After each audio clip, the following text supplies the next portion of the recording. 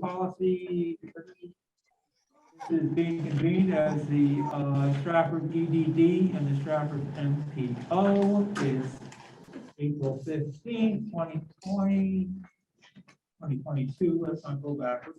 9:08 a.m. Let's start in the room. We've got people in the room and online. So from introduction, we'll start with Bill.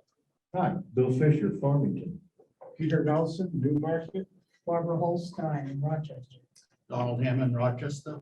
Dawn James Lee. Brad Nichols, Coast. Mike Babinski, City of Somersworth. Rick Michelle, Somersworth. Dave Landry, Dover, and the folks online, Steve Diamond.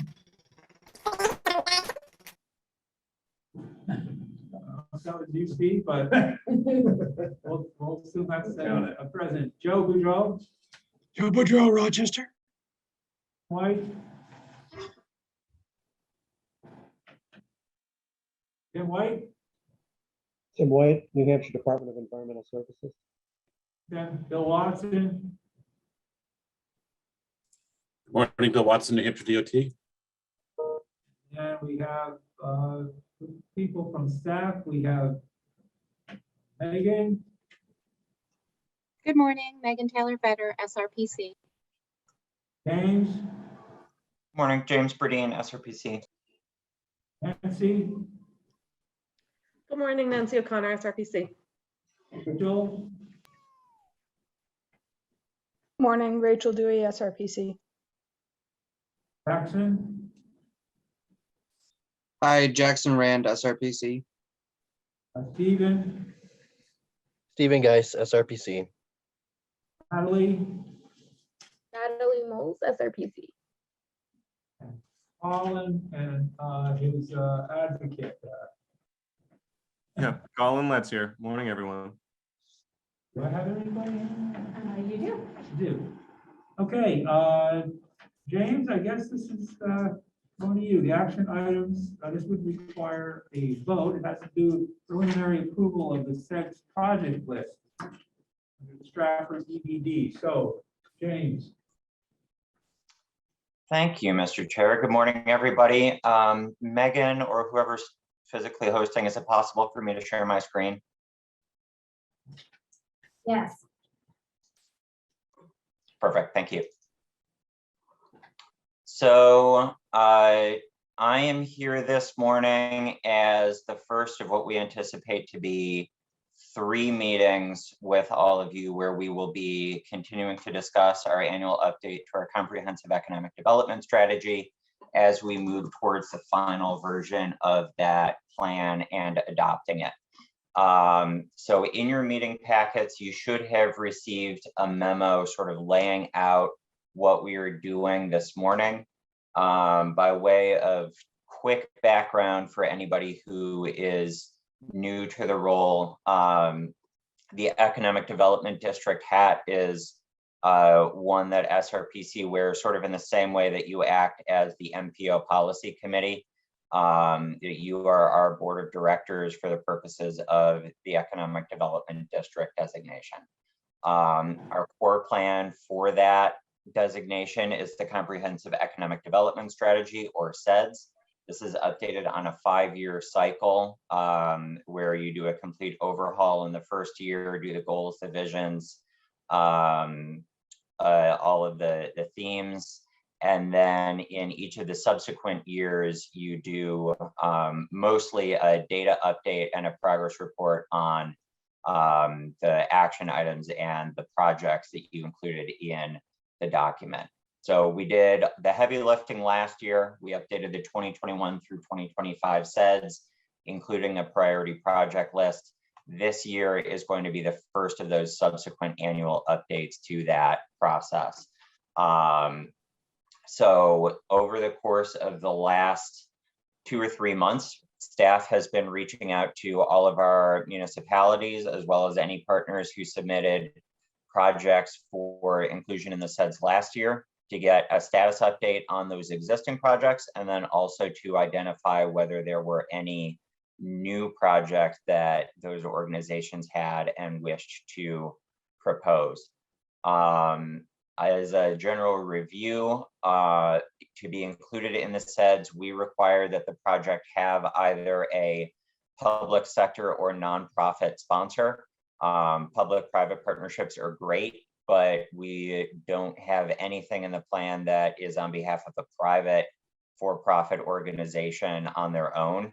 They would need to have somebody who, generally speaking, we do that because those are the organizations who are eligible for EDA funding. And so if this is an EDA plan, keeping the sphere of potential projects in line with their programs is a good fit for us. Then the other requirement is that the project that is submitted must align with at least one of the themes and goals that we've outlined in the SEDS.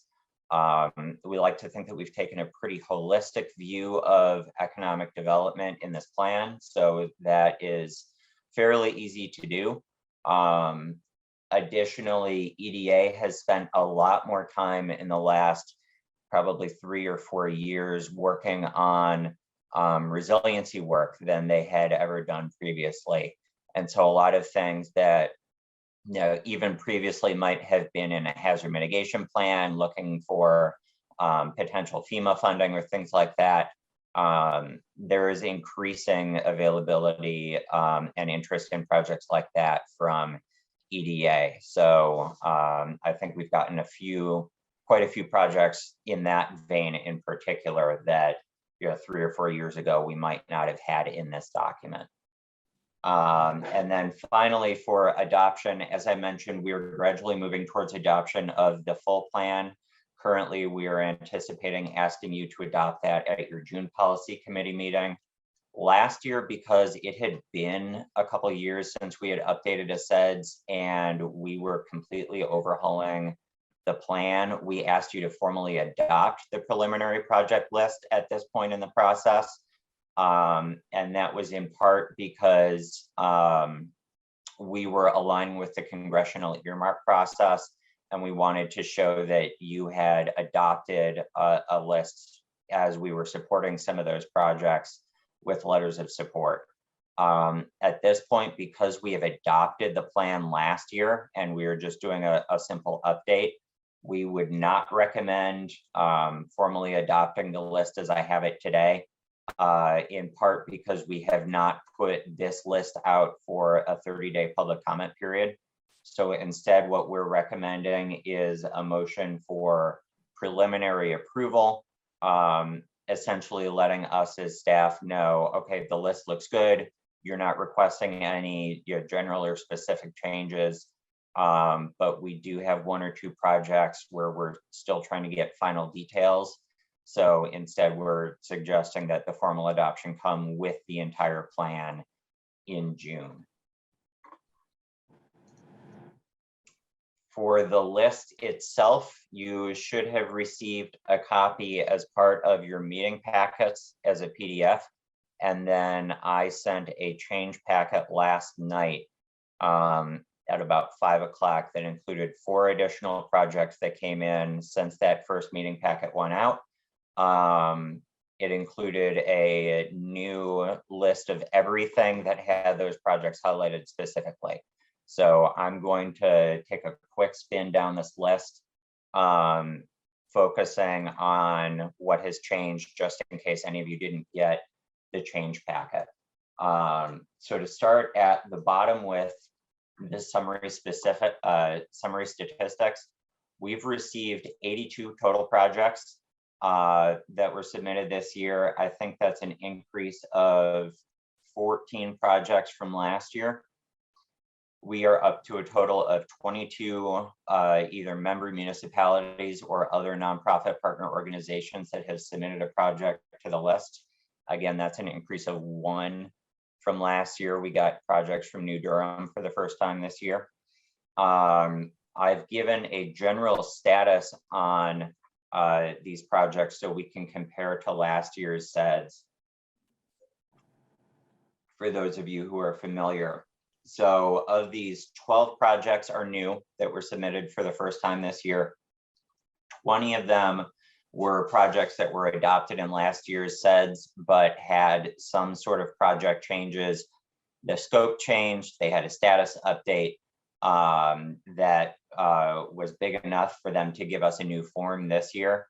43 of those projects have not changed, and that can either be because when we touched base with the partner, they let us know that really nothing was different. Maybe they had gone after money and didn't get it, so they were trying again this year and there was no status change.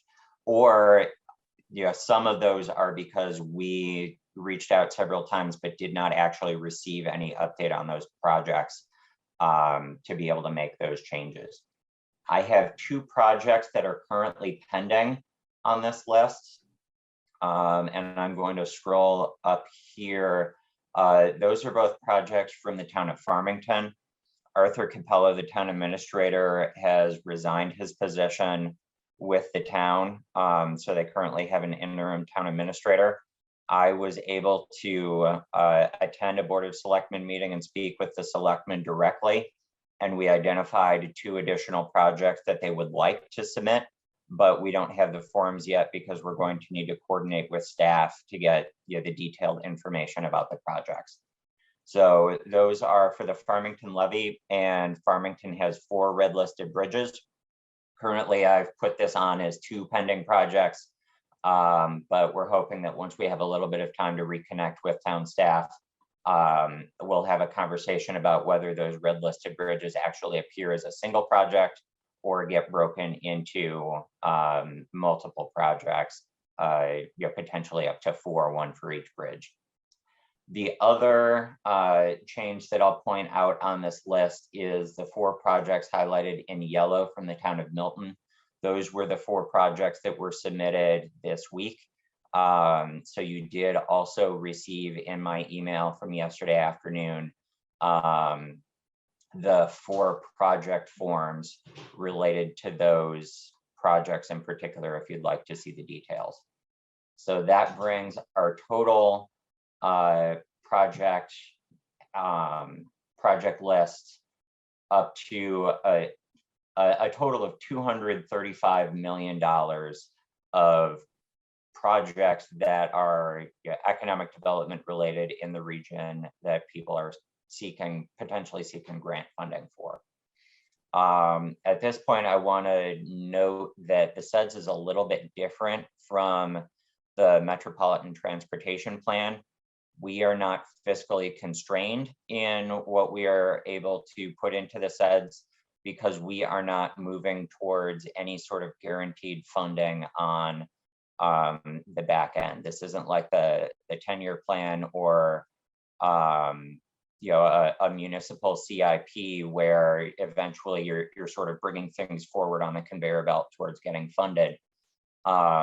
Instead, this is really a way for SRPC to help advocate on behalf of our partners and our region, mostly for state and federal funding sources. So, from my perspective, I think as many projects as people are interested in submitting, I'm willing to accept those because it means that I can write a stronger letter of support on behalf of any or all of those projects, depending on what sources of funding they might be going after. I think something else that came up last year, and I thought we landed on a good way to describe it. This is a list of priority projects on behalf of the region, but it is not a list of prioritized projects. So the final adopted list will more or less be as you see it today, with some potential minor detail changes as we get more and better information from our other organizations. There is no expectation on our part that we would ever need to take this list and make a decision on behalf of SRPC which handful of projects are the most important on behalf of the region. If we ever did find ourselves in that sort of a situation, I think we would be coming back to all of you at that point to have that conversation at a later date rather than at the adoption process. And then finally, as I discussed a couple of pending projects, I am aware of one additional project where we're sort of in discussion. But that project is sort of a multi-jurisdictional thing. We're talking with 2 different communities about whether or how to submit that for the list. So we anticipate potentially adding it at the next step prior to releasing this for public comment, but we haven't really figured out the details of how we want to present that at this point. So I'll leave it there. So from here, I can take any questions. Apologies for the length of your meeting packets. That was in large part due to Appendix A, which is all of the project forms for those 86 projects at probably 2 or 3 pages each. So that did take a lot of space, but it's there for you to peruse at your leisure. Everything is alphabetized by the community the project is located in. So I can take any questions.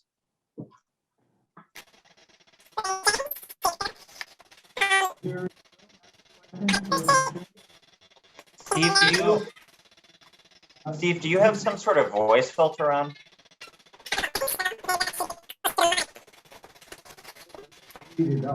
Yeah, You sound like a chipmunk.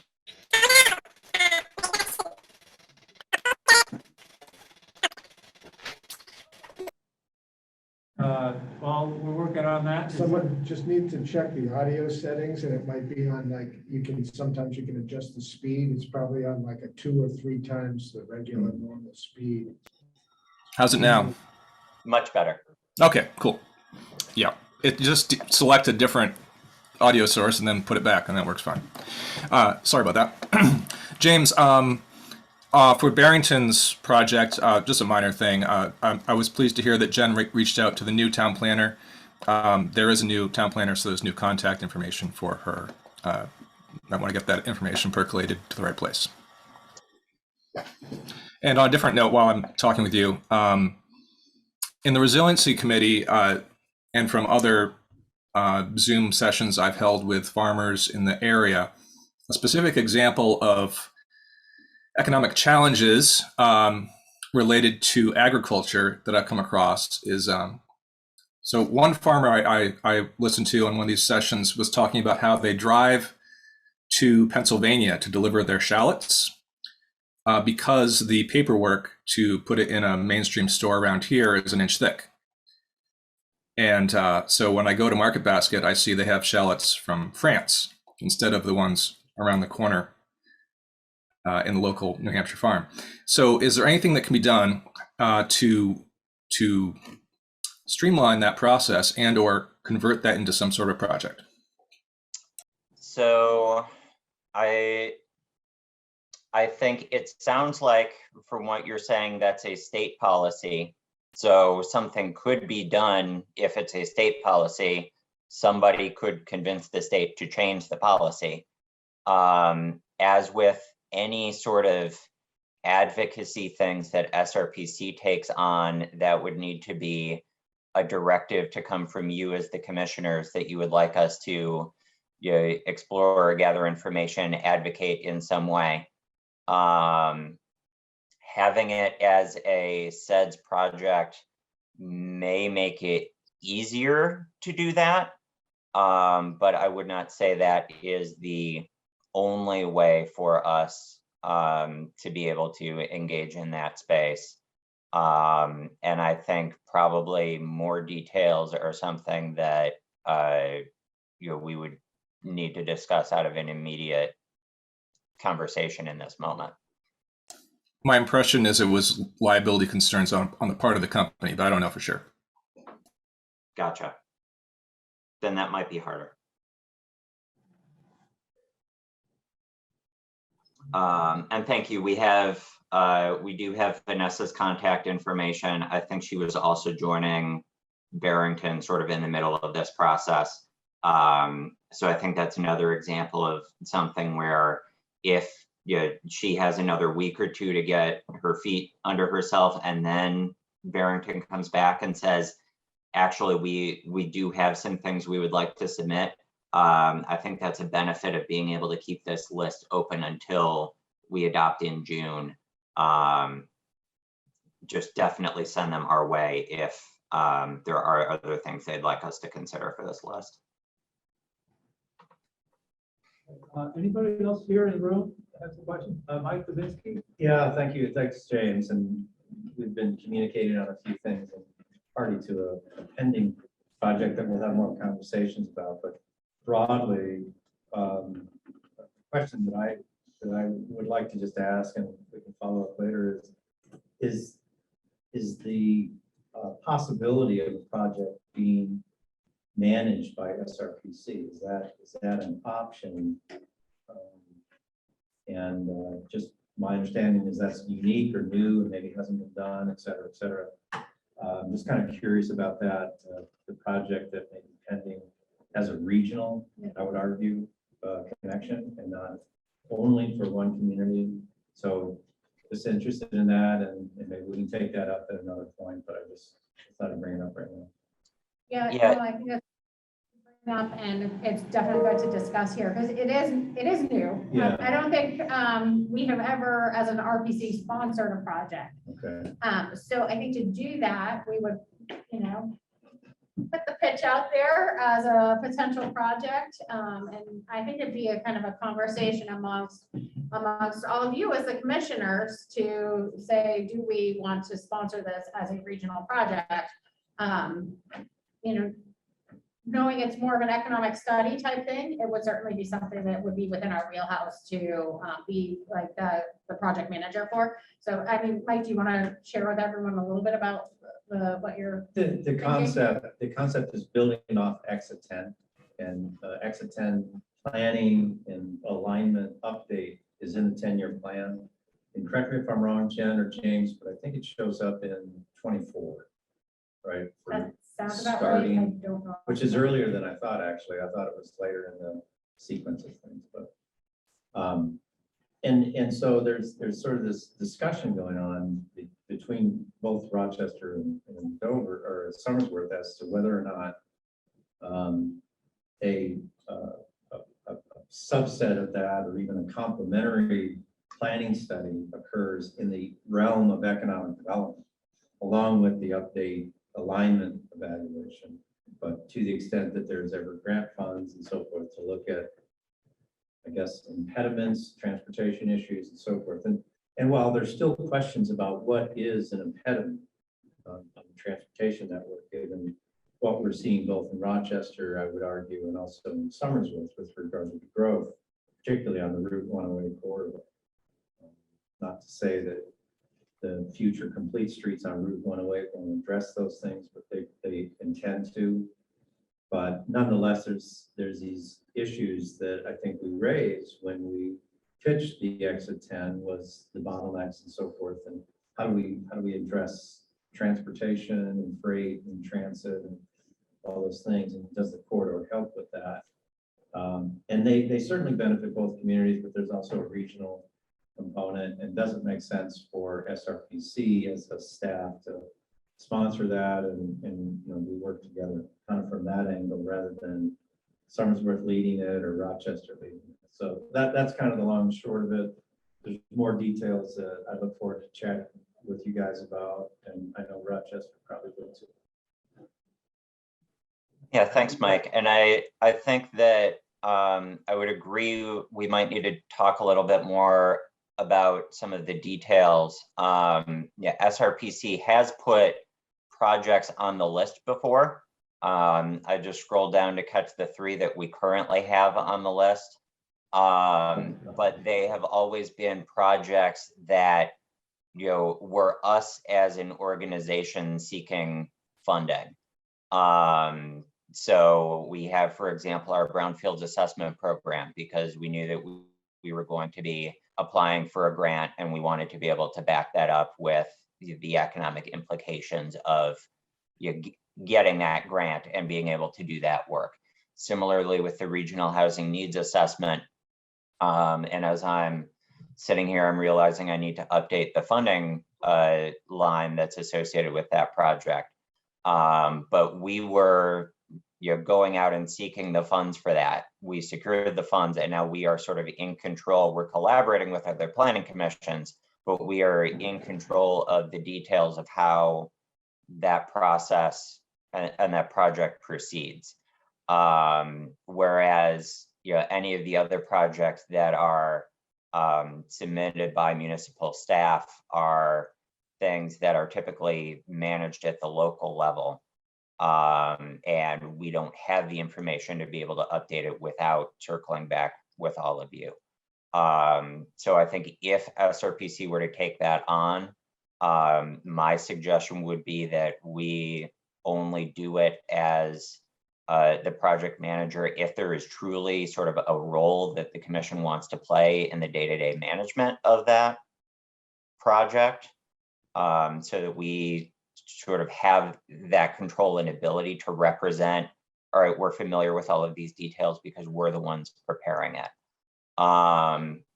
In terms of advocacy, the way this essentially works right now is one or more municipalities submits a project, and by adopting it as the planning commission, we're saying we are willing to advocate on behalf of all of these projects. We're willing to go out and promote them, connect people to funding sources, communicate with them.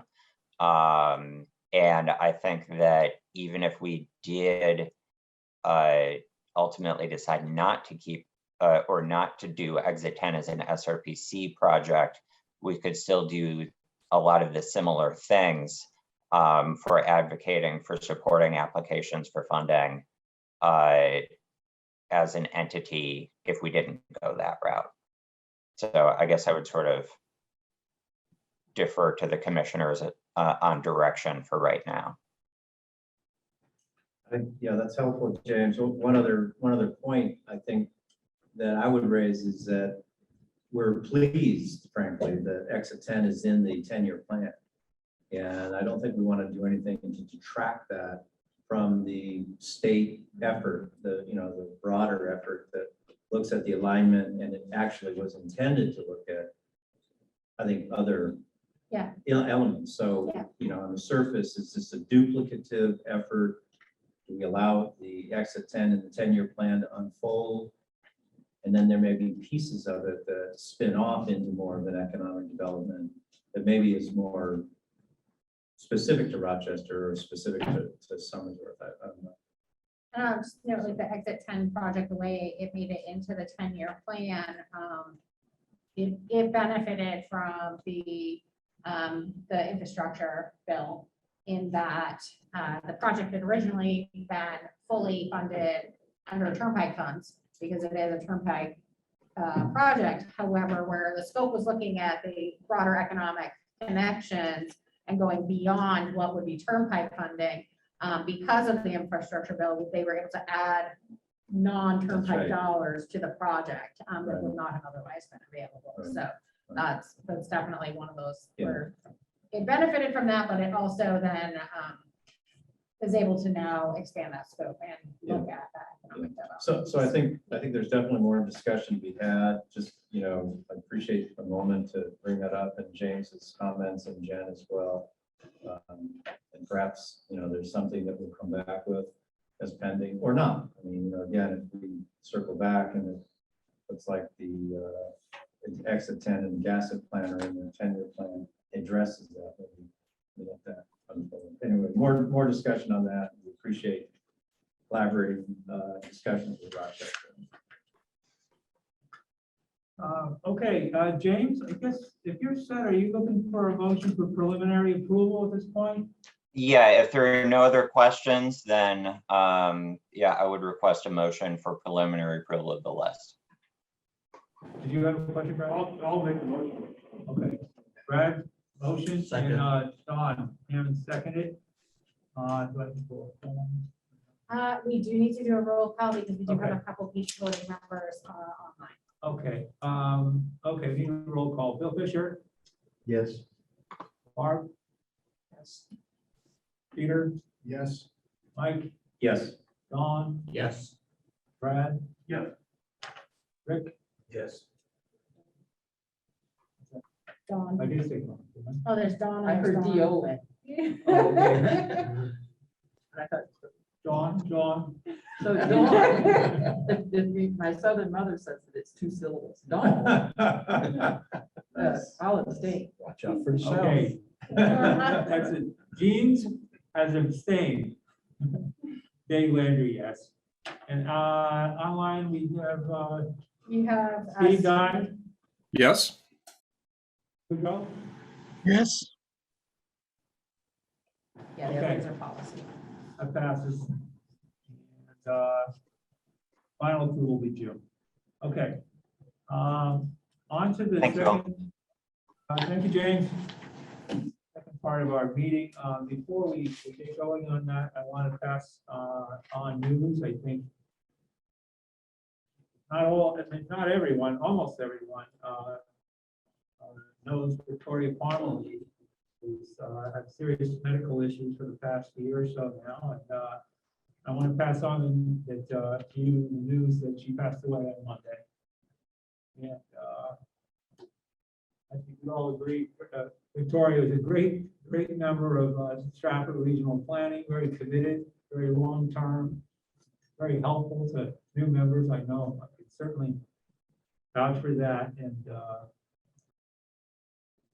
just her demeanor and her professionalism and her friendliness was, I don't know this, but I think it's probably true to say that she was loved and appreciated in many other areas of her life beyond how we know her from SRPC. So it's sad news, but I wanted to pass that along to people so they are aware of that. And so, you know, we started in the prior meeting, the executive committee, we started a card going here. And if anybody that wasn't in the first meeting that's right here in this room wants to add a comment, I'll circulate it one more time. And then secondly, Jen's let me know that if anyone online wants to send a note, since you're not here to use the card, you can do that by sending an email to Megan. And everybody knows Megan's email address because she sends us notes frequently. So if you send a note to Megan and as soon as you can, that's we appreciate it. And Jen will compile any notes that you receive by email. Right? Yes. Yeah, we're compiling any notes that we've received, email in to include in the card. Yes. I'm gonna know. Thank you. Okay, I'm gonna start the next. Meeting. Okay, we'll convene the number 3 on our agenda, the Stratford MPO meeting, and we'll start out. I'll need a motion on the March 18th, 2022 minutes. So many. Bill and Mike, okay, any changes out there, Joe or Steve, anybody see anything? Are you okay with the minutes? I'm okay. One comment, Michael Williams in the attendee list.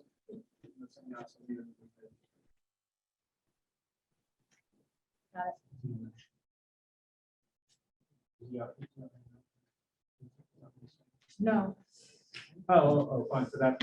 Yeah, I'm So sorry. Okay, this, thank you. this was this group in on March 18th. Correct. I was participated by Zoom. you were. Okay. Go on, next to that. Anything else? Okay. We don't do it. We do. Okay. I'm always hopeful. I know. Bill, Yes.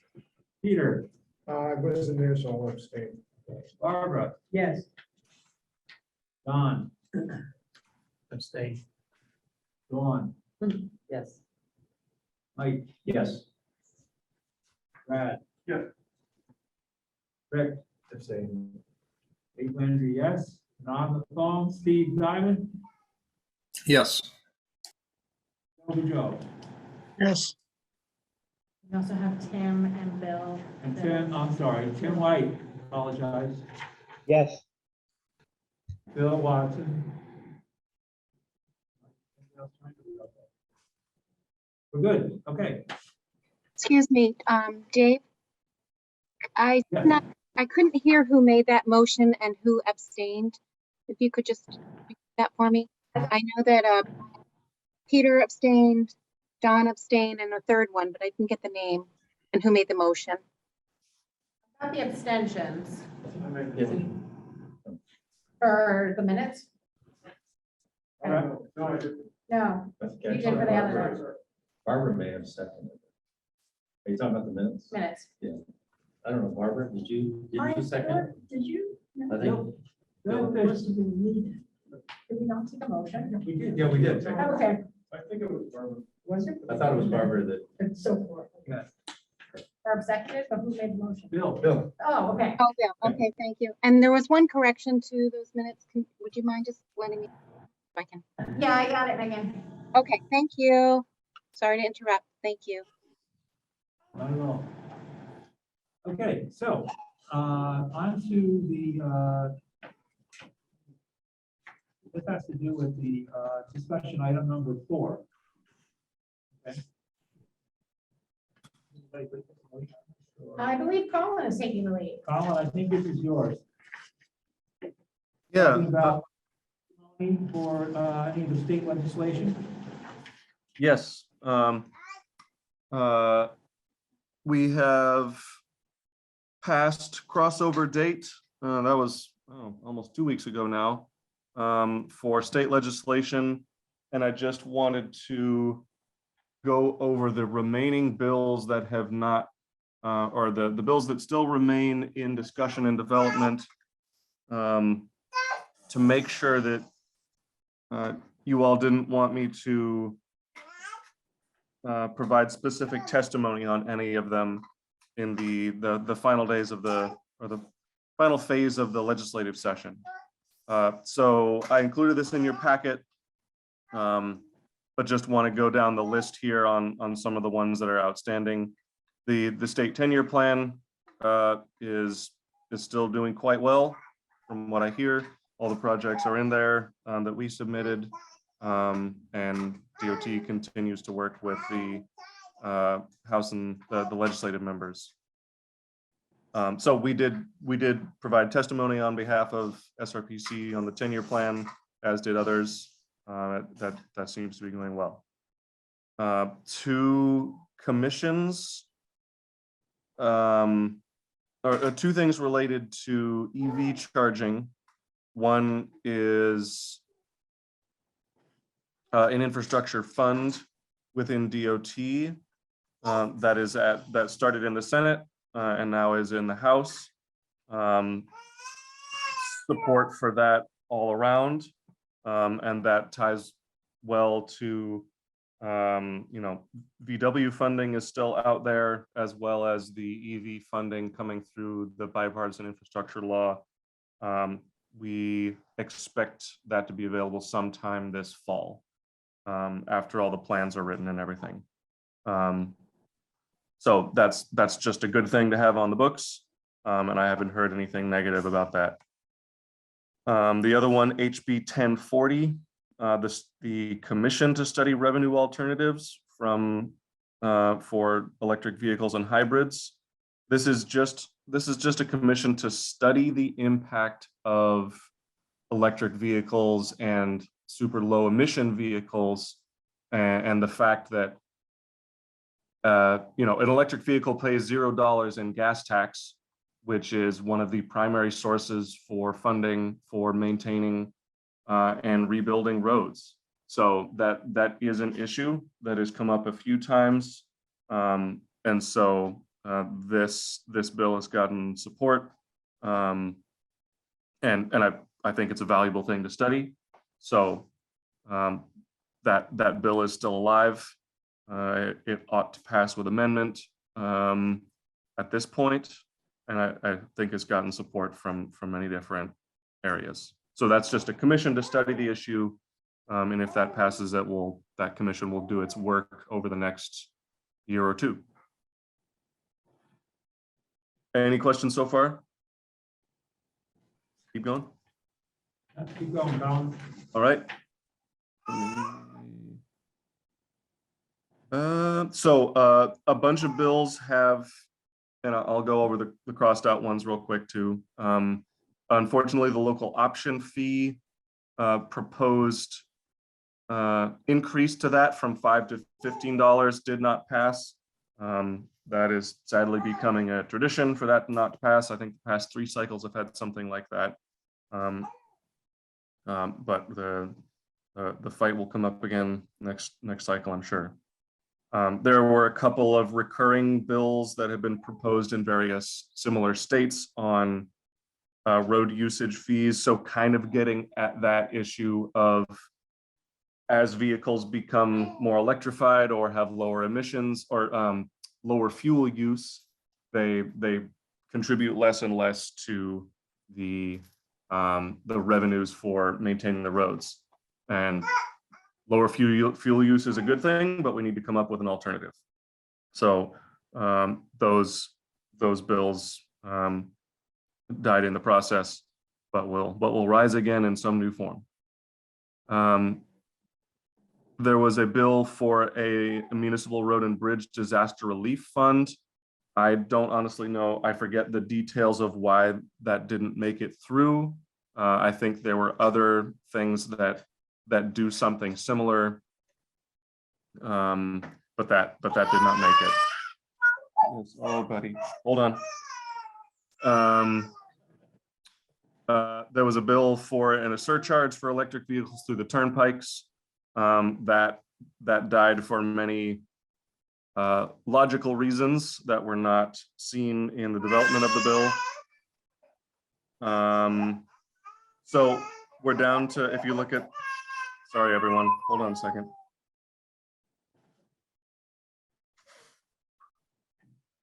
Why can't I see any of the controls? There we go. Sorry, HB 1432 down at the bottom of the screen there. That one is still in discussion to prohibit the use of state funds for new passenger rail projects. That would be extremely poor timing given the investment of federal dollars for passenger rail specifically, and there are dollars in the bipartisan infrastructure law specifically for passenger rail in the Northeast corridor. So there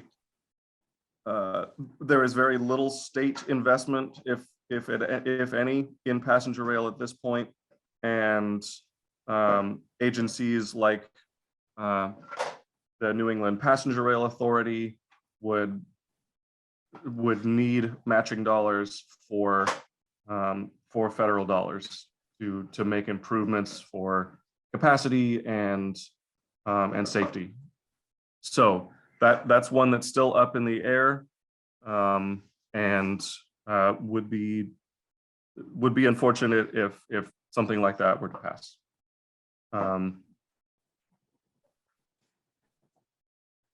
There is, I think I'm getting down to the end of my list here. A few bills were developed related to quorum requirements for public meetings for public bodies. This would directly impact SRPC and other RPCs and bodies like this one. There is one that's still in development or still alive, Senate Bill 344, that would eliminate the requirement for a physical quorum in person, and but still kind of maintains the spirit of 91A, but allows bodies to have more flexibility in their attendance. So it keeps some of the language about people being able to attend virtually only when it's not reasonably practical. It didn't specifically get into details about what counts as reasonably practical. It kind of gives that discretion to the body, the public body in question. There was not direct support from agencies like New Hampshire Municipal Association, but they did speak to all of the towns and cities that they work with who have submitted testimony and found that participation went up during the emergency orders that allowed people to participate remotely. So there was a lot of public support that I also heard at the hearings from various folks on that. Sorry. And that would certainly help us as an RPC in conducting business in emergencies, and just if people need to be from home but want to contribute to the business here. I think that's the end of the list of bills that are still alive. Maybe discuss really quick while I deal with Oliver. One sec. Oh, and I can facilitate. All right, Steve? Yes, thank you. So about remote participation, this might be a good time to talk about that a little. So I looked at the Attorney General's memorandum in 2015, and he refers to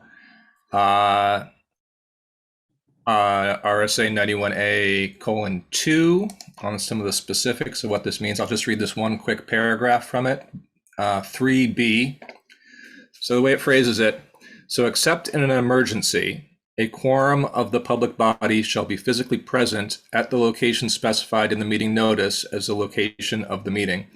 For the purpose of this subparagraph, a emergency means that immediate action is imperative and the physical presence of a quorum is not reasonably practical within the period of time requiring action. The determination that an emergency exists shall be made by the chairman or presiding officer of the body, and the facts upon which that determination is based shall be included in the minutes of the meeting. So for me personally, that's some pretty flexible language. For me personally, since my partner is immune compromised, I don't want to be risking her life and or an extended struggle in the emergency room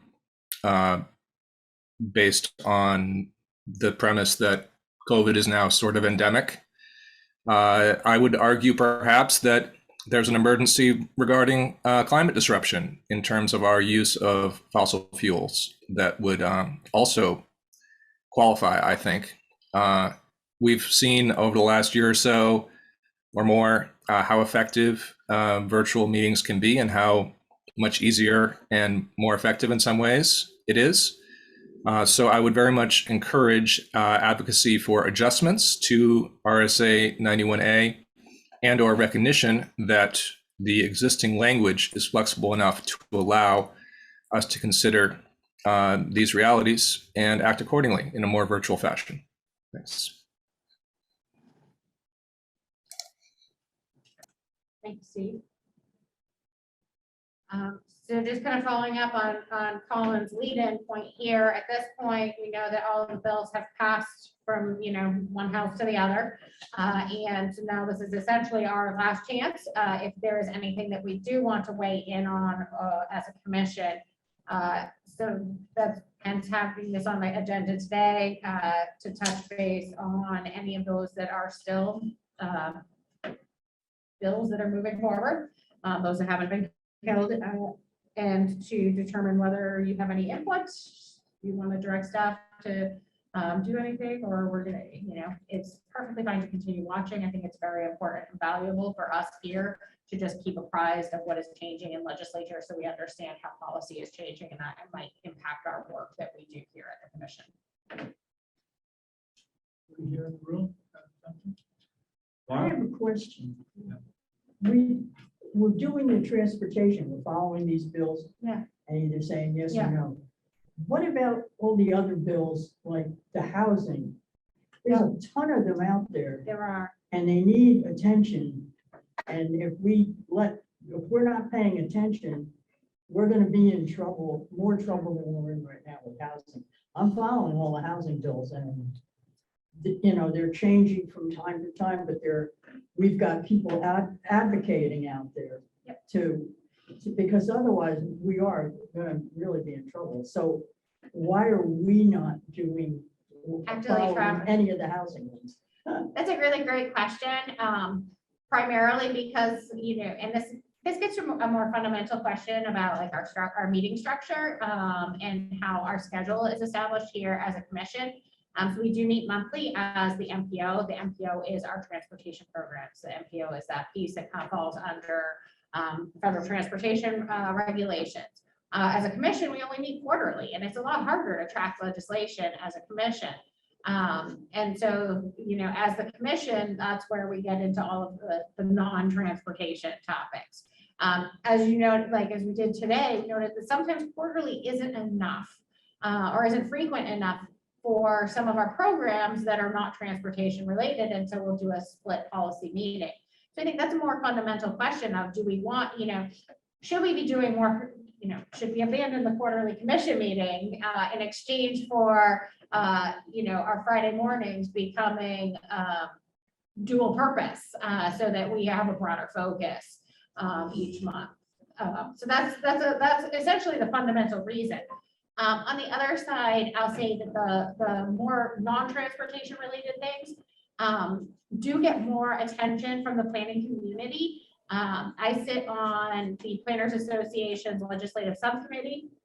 And so we are monitoring all of the non-transportation things. And so there is that group that does very actively engage on those items and speaking to legislators more directly. And in a way that's a little bit more kind of liberated from our system here, where because of our federal dollars, we cannot lobby. And so we can advocate for our programs and our organization, but we cannot lobby.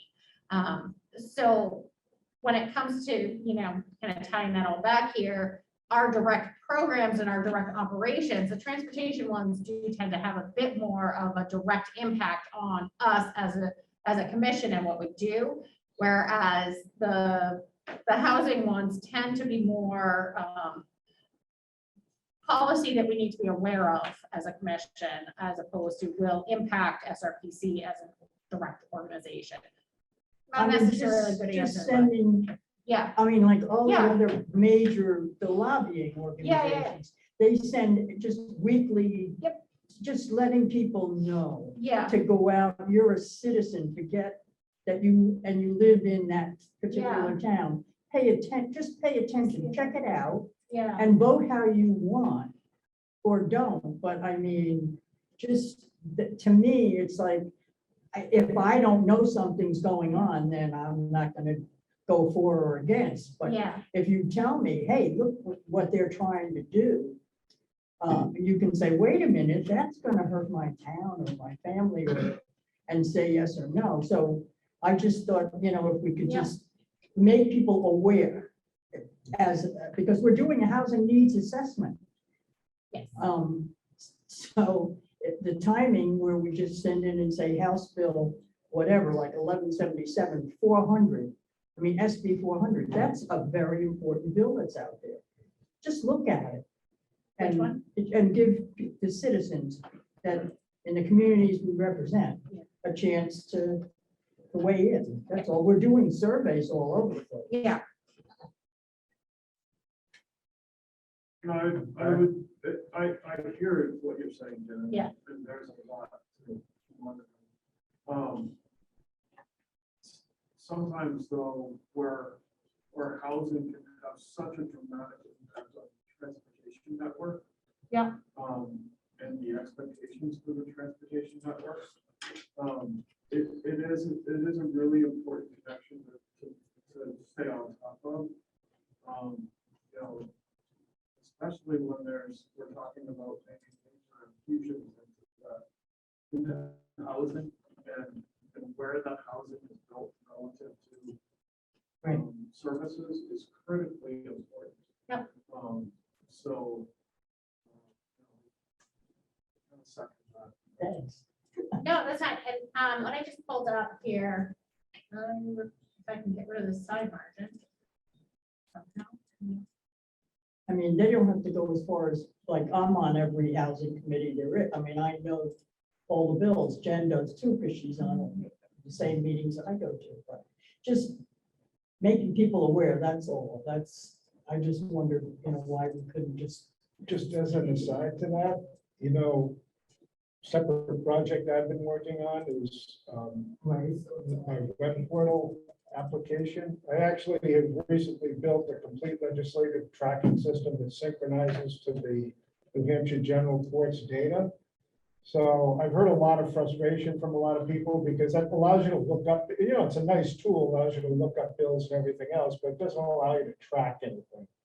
So I've actually created a tool that lets you look at all bills. You can tag bills as that you're personally interested in, and you can actually sort of create a library of documentation that supports your position. So you can have a position on bills that you create a library of things for that you track over time, and that you can also invite and share with other people. So I'm almost ready to show that to the world. It's not quite ready yet because I have not, the general court publishes the data. Anytime there's an update, they publish a text file to the web. And it's kind of a weak system because it forces you into this import-export operation where it should be automatic, but it's pretty close. So I would just say if anybody wants to participate in that and have a web portal with all of the New Hampshire legislation at your fingertips, including direct one-button access to every legislator, every committee, every bill type. I've got that for you. So send something to me and I'll send you a private link. I'm gonna put out my disclaimer, Peter, my disclaimer. Please don't do anything that could be a forum of this body operating behind a login. Right. Well, it's Don't do it. I don't want to go to court. Well, it's publicly available information. Okay. It's the conversation it's the contemporaneous communication that can occur behind a sign-in. Right. Not legal. Please don't do it. I do not have the legal budget for it. Okay. Sorry. I got to I'm just protect saying- our bottom line. Right. I take that seriously, so don't, it's nothing where you're actually forming a committee to have a meeting. It's your individual access to data. Okay, so that's, I'm taking the law completely under consideration when I'm doing that. And there's sort of no contemporaneous group meeting happening behind the scenes. There's right up on the screen. Yeah, I'm pulling them up I here. use that all the time. Yeah, this can list click is on it, from you the get Office anything of, this is the Office of Planning and Development. This is not Noah Hodgett's tracking list that he shared just recently, a few weeks ago. There's quite a few housing bills. So, I'll run through the housing bills here really quickly. Barb, help me out here on some of the details.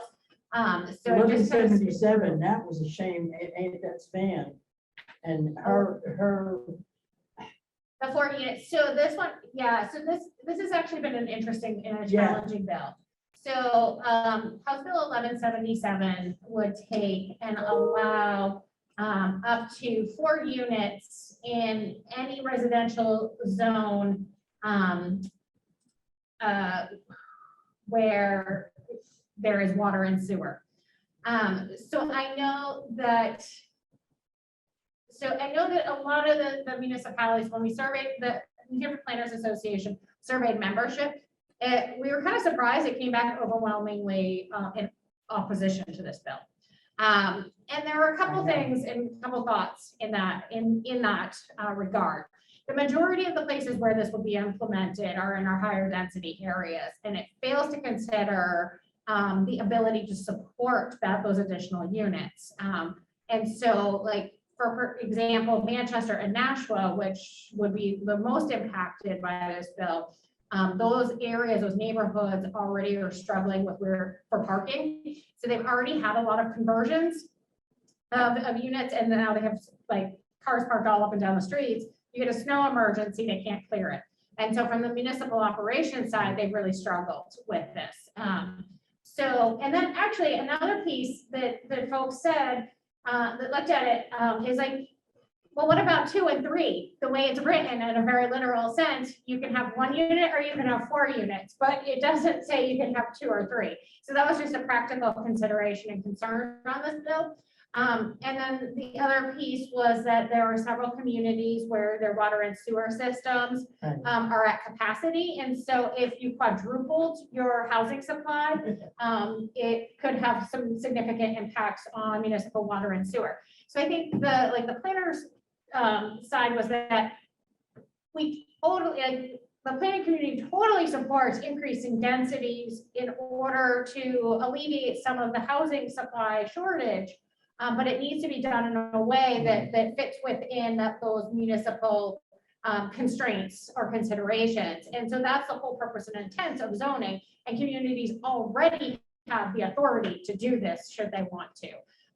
So the thought was, does it need a state mandate, or do we need to be thinking and talking more strategically about how and where we permit greater numbers of units? So that was the conversation on this bill.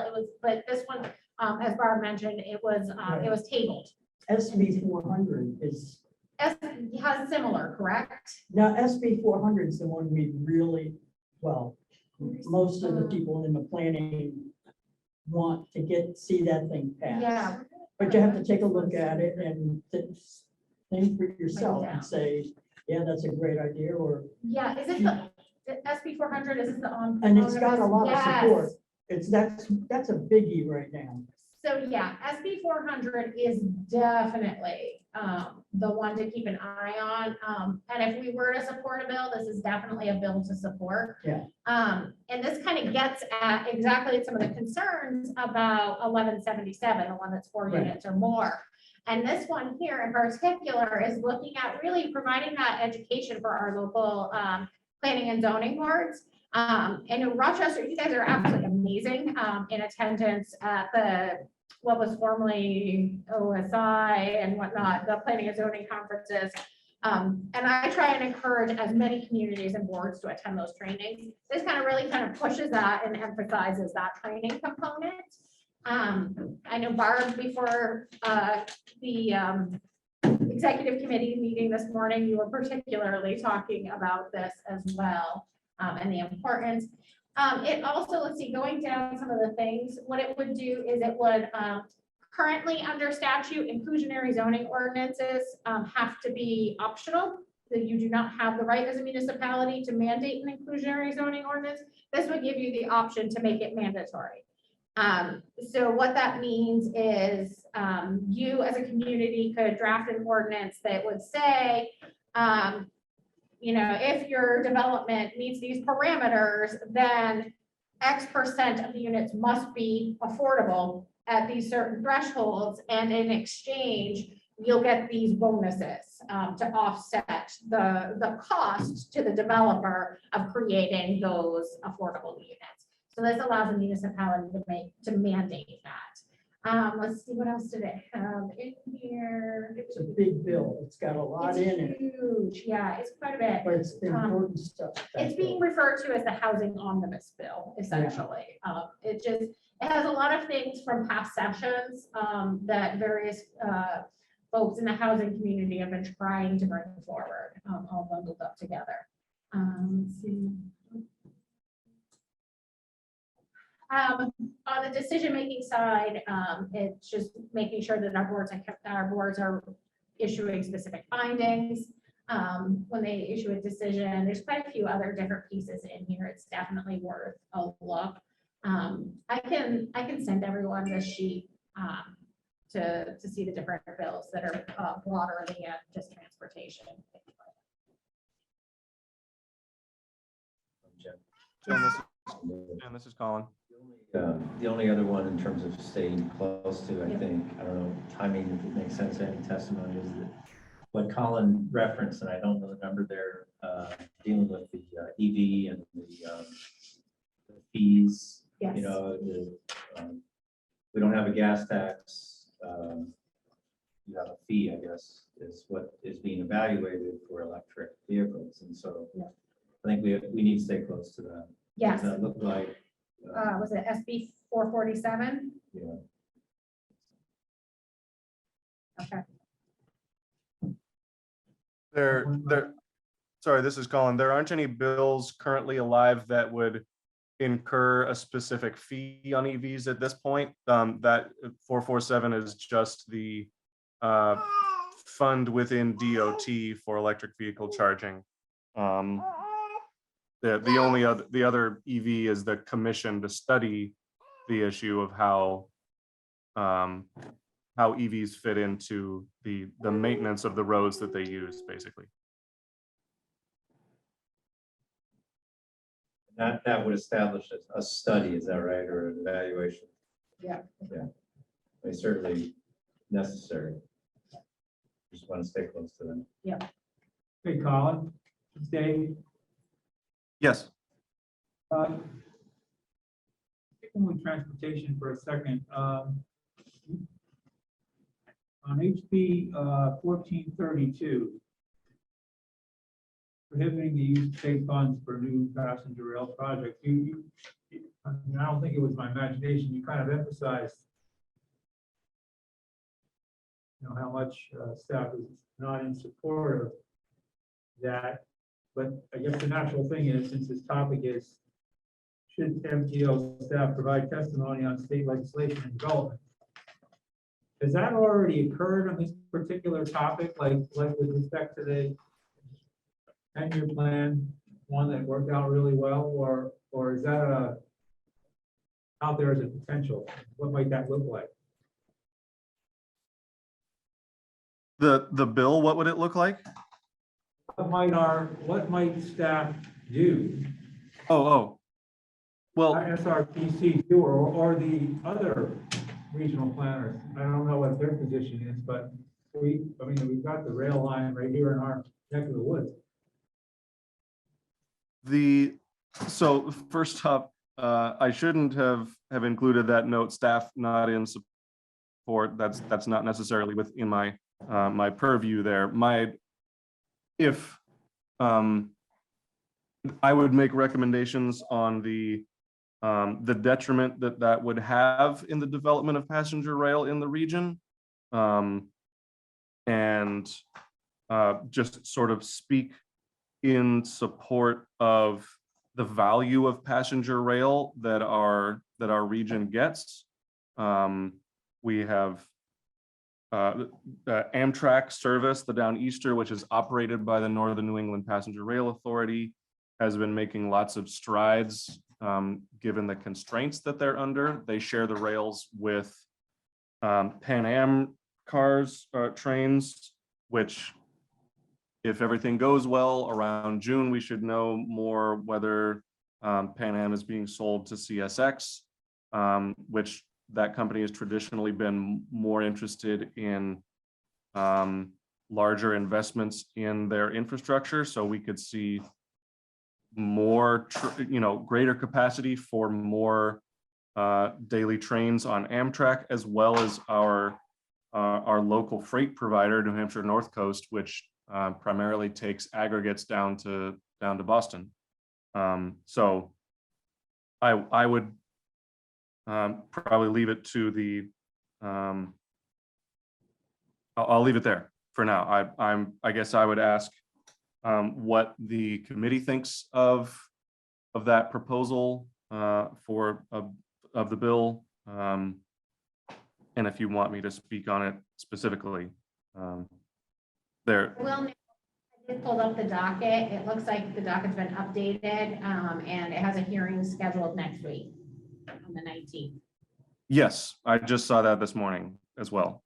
So that would be an opportunity for me to, for the 10-year plan, for instance, I sent the legislature really updated their system, and there's an online system for submitting PDF testimony.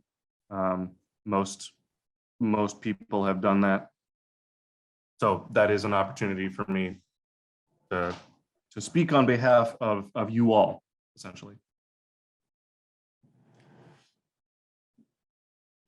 So am I wrong about the following? Is it just because in order for our sister states of Maine and Massachusetts to be able to have rail, they have to come through New Hampshire, and we've got a nice gig going, and we don't have to commit financially, and I mean, we as a state don't even want to take even a minimal step in a direction that looks like we're gonna participate financially. Is that what's going on here? I mean, as it stands, New Hampshire, the state, does not contribute meaningfully to passenger rail, and that cost is defrayed by, or is taken on by, the municipalities through which Amtrak operates currently. So that's Durham, the station at Durham UNH, and Dover and Exeter. So Durham and Dover in our area. And so I think this bill at the very least would maintain the status quo. And so that's kind of where we are.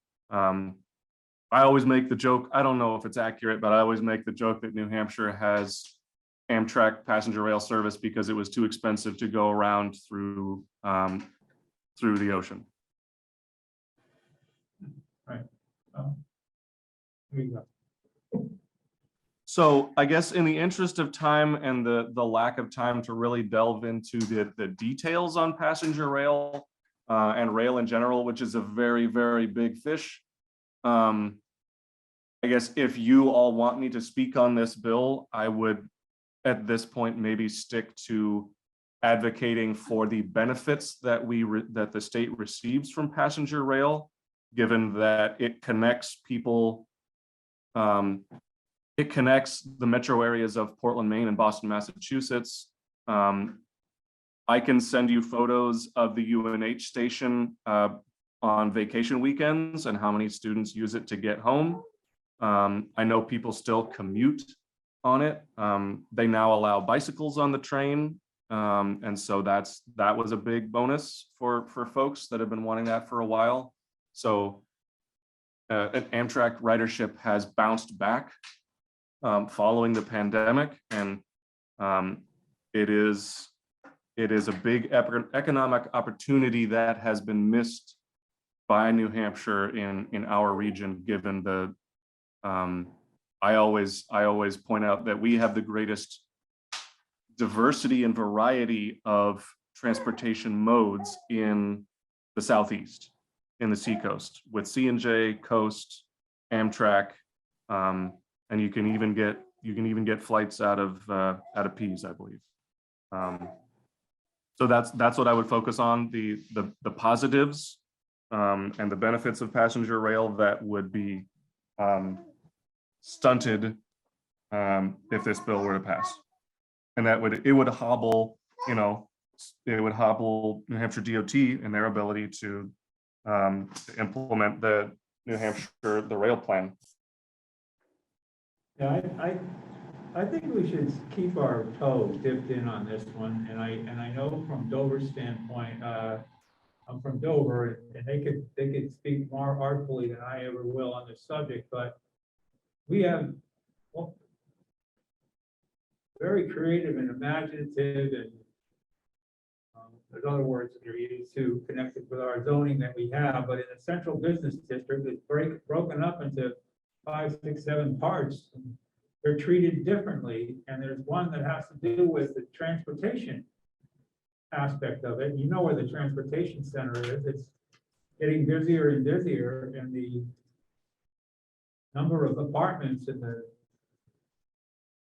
density that's allowed in Dover, which is essentially, there's never too much density when it comes to areas like the transportation center, all the apartments going in.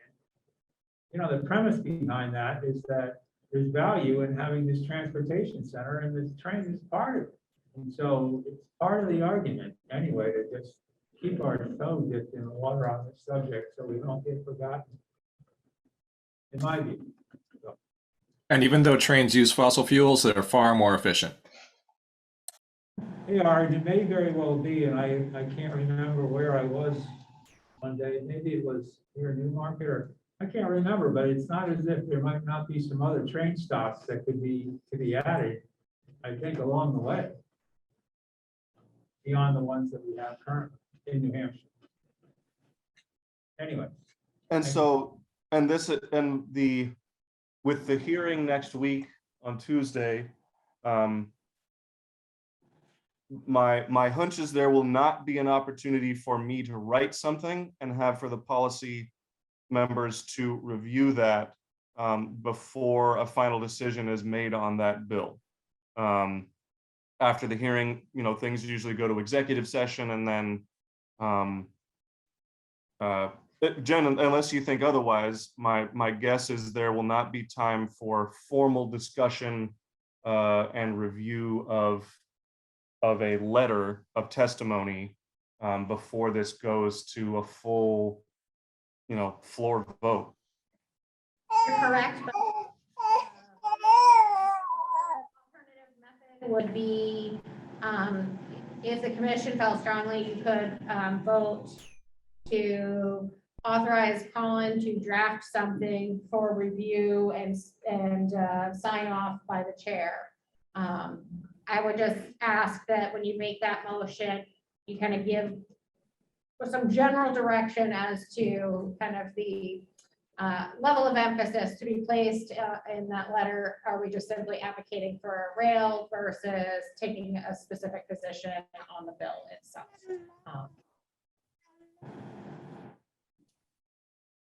Yeah, it's part of an overall comprehensive transportation system that we have in an area that is just cranking population-wise.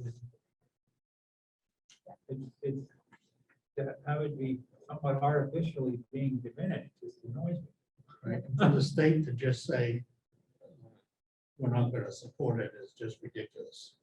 You know, the biggest mistake this country ever made was to let our rail system go down the tubes. Exactly. Paying for that, trying to get access along those rail lines. A lot of them were sold for $1 to people that, right, you know, you try getting those back, and you pay a lot more money as a municipality trying to buy back something you sold for $1. Yeah. So, okay, thank you. I'm off my soapbox. Anything else? We listen for a motion. If you want, yes, if that's the direction you would like to go. Generally nodding heads. I make a motion that Colin write something that advocates the need and the benefits of the rail service, and to allow the chair to sign off on it. I'll second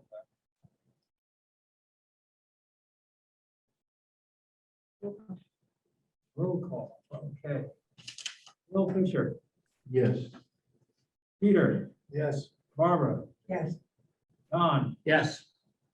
Dawn. Yes. Mike. Yes. Brad. Yeah. Rick. Yes. Steve Landry, yes. Steve. Diamond, yes. Okay, Steve, yeah, online. Joe. Yes. Tim White. Yes. Watson. Abstain.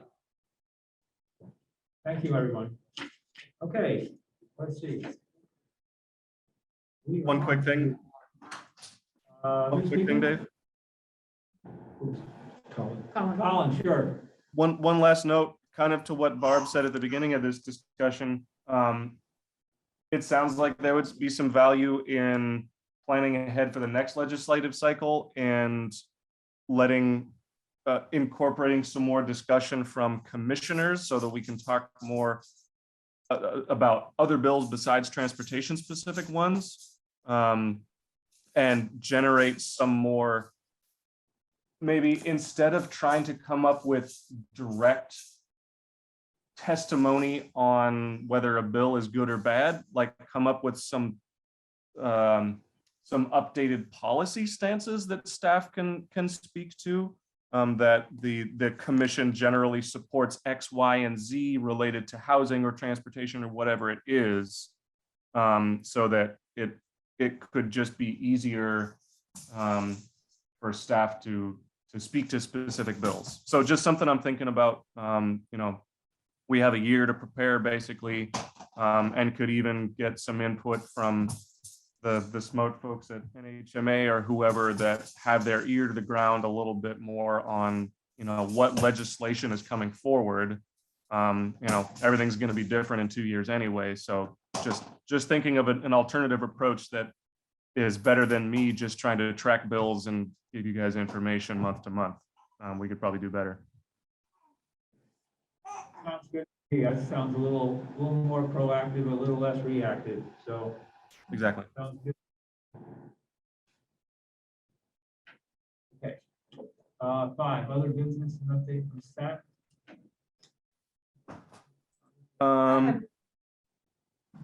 I think I just have one thing, a reminder that we are compiling potential sites for electric vehicle chargers with the anticipation of federal dollars being available this fall. The state is in the process of writing a plan for those funds that's due August 1st, and we're just kind of in the process of get as many possible sites as possible, and be able to filter and rank them depending on what funding is available. So I understand everything is new and the whole electric vehicle charging and electricity is a moving target. But would like to have any conversations and questions you have around electric vehicle charging at the municipal level sooner rather than later. So that's just a reminder. I've been reaching out to learn more about how the relationship with vendors works and all that stuff. So I hope to have more information on that in the near future.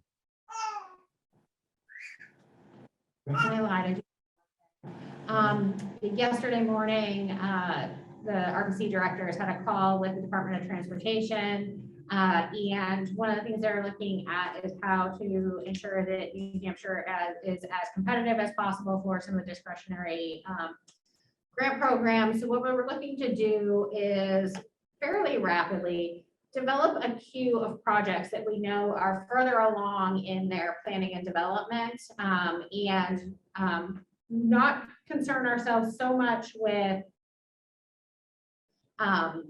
whether they're in the 10-year plan or not in the 10-year plan, are surface transportation eligible versus programmatic fund eligible, but identify those projects. Some might be larger projects, and compile that list so that when each grant round comes around, we have things that are already fleshed out. We don't want to be in a position where a grant round opens and we're being reactive to that, because at that point it's too late to fully develop a project and have something that is ready. So we want to make sure we have things that are ready in advance. So for this first pass, we're looking at things that are already kind of scoped, fleshed out. They might be things that are in the 10-year plan that would benefit from additional funding or a different funding source. So those are something that'll be coming up, but we haven't fleshed out those details yet. Are you asking the different communities to come up with stuff, or are you saying you're reviewing existing things and your proposals coming to us? Yeah, that's actually, the details are to be determined. This conversation was yesterday morning. I know, and Bill can speak to it. DOT is going to be sending us some guidance bullets for what they're looking for.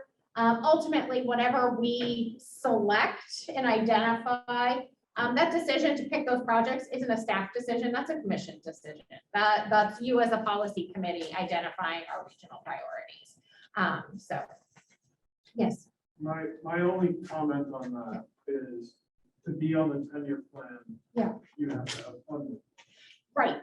So we're not limiting ourselves to the 10-year plan. I'm saying that they may be, or they may be other things that are I fleshed out, scoped, ready to roll type projects. But we want to figure out what we have as those priorities that could benefit from discretionary programs. Okay. Yep. Like our facilities. Yes. Okay. Thanks.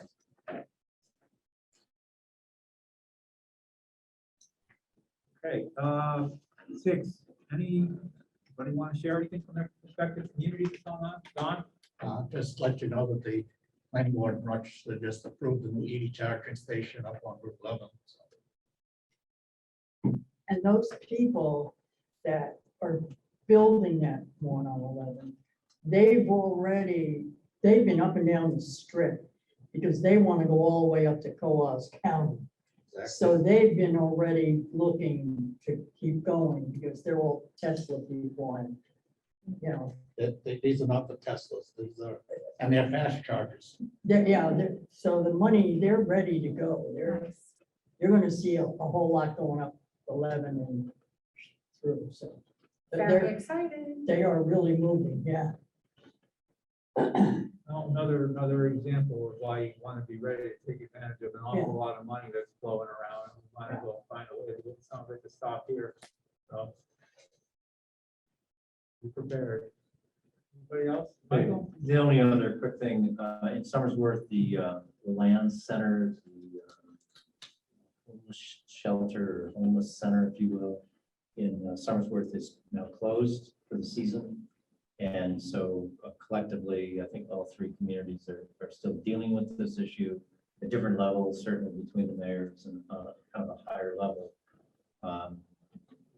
We're monitoring what we're seeing with regard to encampments, and so the outcome of that, while we're in this transition. So it's an ongoing issue, and it's an ongoing issue.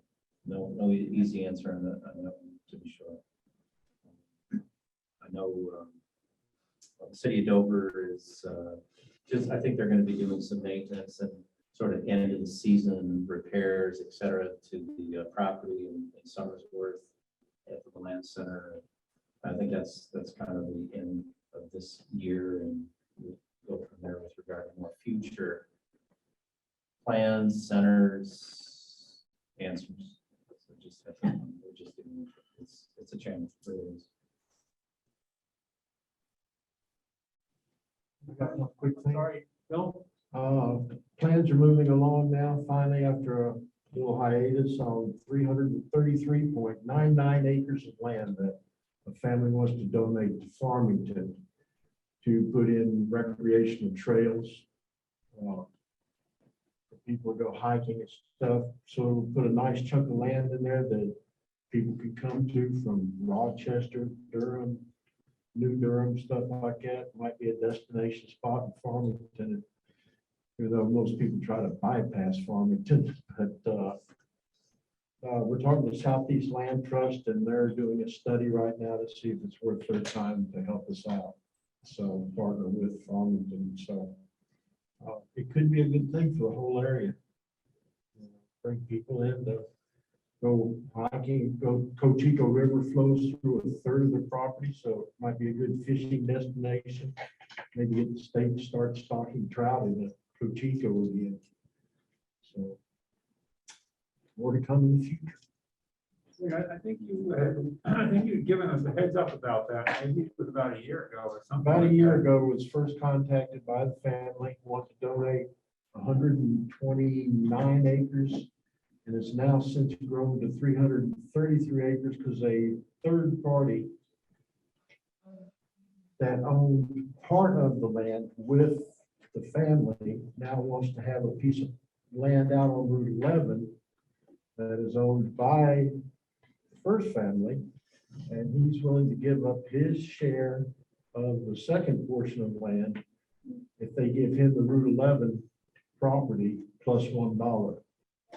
So that'd be a big chunk, stretch all the way from Bay Road, if you're familiar with that, the Farmington Town Forest, all the way out to Spring Street. So it's quite a distance. It's a good thing. I'm looking for hiking trails, bike trails, for bicycles, not motorcycles. No motorized vehicles, but picnic areas, fishing areas, all types of things, aerobics workout areas, you know. People can run through the woods, make trails where they're not going to trip on a tree root or something. So it could be a big thing. But for the can you whole get area. there? Can you get there by rail? No. They'd have to put in a big spur from Rochester, but there used to be a rail bed along Route 11, but I don't think it's active anymore.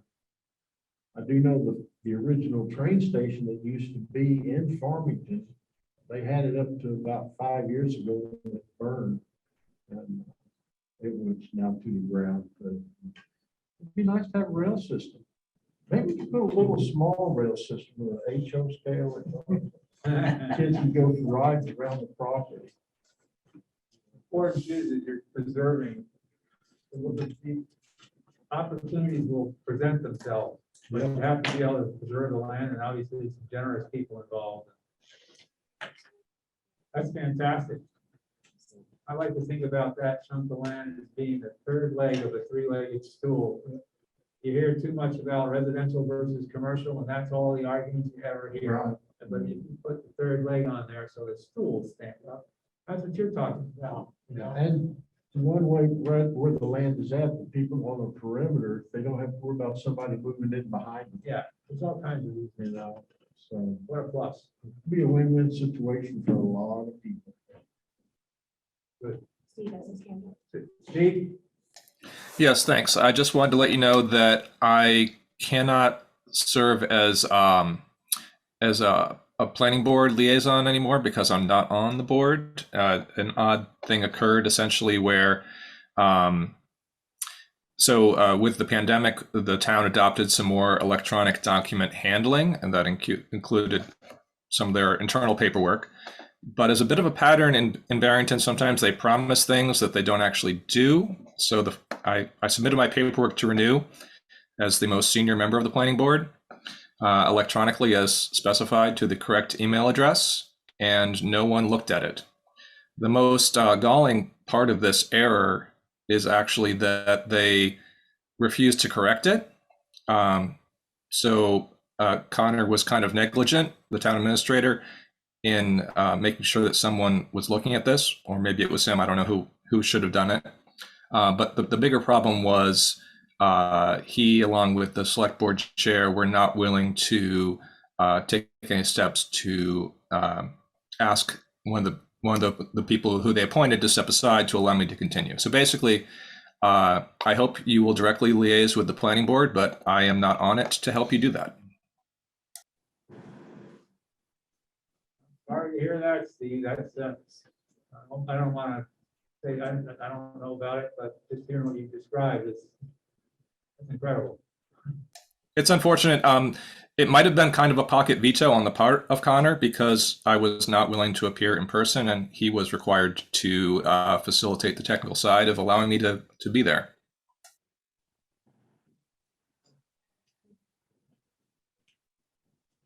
Well, thanks for letting us know about that. So. Joe? Yeah, I just want to put a plug in for the Resiliency Subcommittee. We've met and we're planning to have an additional or another roundtable in May. And Nancy, I apologize, I forgot the actual date, but in May we'll be having a roundtable, and it'll be on food, and there'll be more information coming out shortly. But just an awareness for the commissioners. You'll see something on it. We're hoping to get a good audience for this one, and we're going to extend the invitation to a larger audience this time. Nancy, could you give the date, perhaps? Sure, I just put it in the chat. It's May 19th at 10. And we'll be sending out a save the date and more information next week.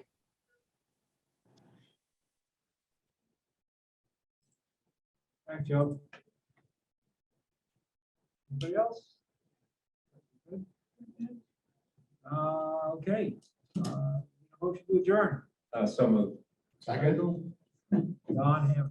All in favor, say aye. Aye. Thank you, everyone. Have a good weekend.